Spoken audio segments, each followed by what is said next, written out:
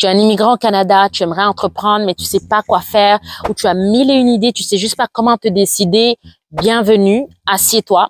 Aujourd'hui, je vais te parler du business du service de courrier d'urgence. Suis la page, like la vidéo, partage-la et enregistre-la pour y revenir plus tard. Alors, ce business consiste à fournir des services de livraison rapides et fiables pour des colis, des documents qui nécessitent une livraison immédiate, comme par exemple des documents légaux, des documents administratifs, des colis aux gens de toutes sortes, des lettres personnelles, des cadeaux d'anniversaire, etc. En premier, on va faire une étude de marché.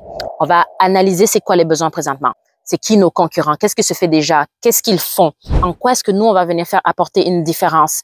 Qu'est-ce qu'on est prêt à faire comme service? Est-ce que ça va être de la livraison d'urgence, urgence, ou est-ce que ça va être quoi aussi notre disponibilité? Est-ce qu'on va être disponible 24 heures sur 24 ou bien c'est de 5 heures du matin à des heures, disons, inconventionnelles?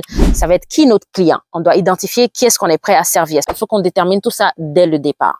En deux, on va s'occuper de la paperasse. Enregistrement d'entreprise ou incorporation, comme vous voulez, vous choisissez la structure qui vous convient le mieux. On va chercher les différents permis, licences qu'on a éventuellement besoin.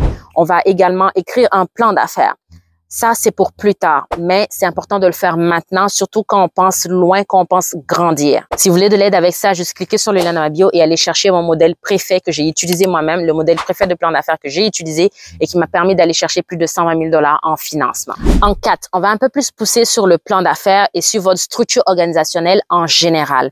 Vous devez déterminer de manière très précise quelle va être votre structure d'organisation. Comment est-ce que vous allez fonctionner? Votre modèle de livraison, horaire, tarifs, les infrastructures, véhicules, technologies dont vous aurez besoin. Quand tout ça c'est bon, on passe en 4. Vous devez développer votre réseau et faire des partenariats. Cela inclut tout ce que vous avez prévu de faire en termes de marketing, de promotion, de collaboration avec des entreprises, des institutions, etc., etc.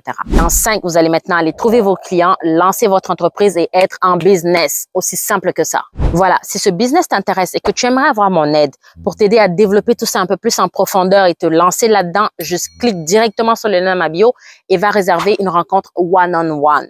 Et puisque c'est également un business qui peut être financé, si tu es intéressé à aller trouver les structures de financement qui pourraient t'aider à le lancer, que ce soit ce business-ci ou quelque chose d'autre sur lequel tu es en train de travailler, si tu cherches du financement, commente finance et je t'enverrai le lien vers le CFREI, Coffre à financement et ressources pour entrepreneurs immigrants ici au Canada, qui couvre 7 différentes provinces et qui regroupe plein de structures de financement, d'options de financement, d'outils, de ressources pour entrepreneurs. Vraiment un document magnifique que j'arrête pas de vanter.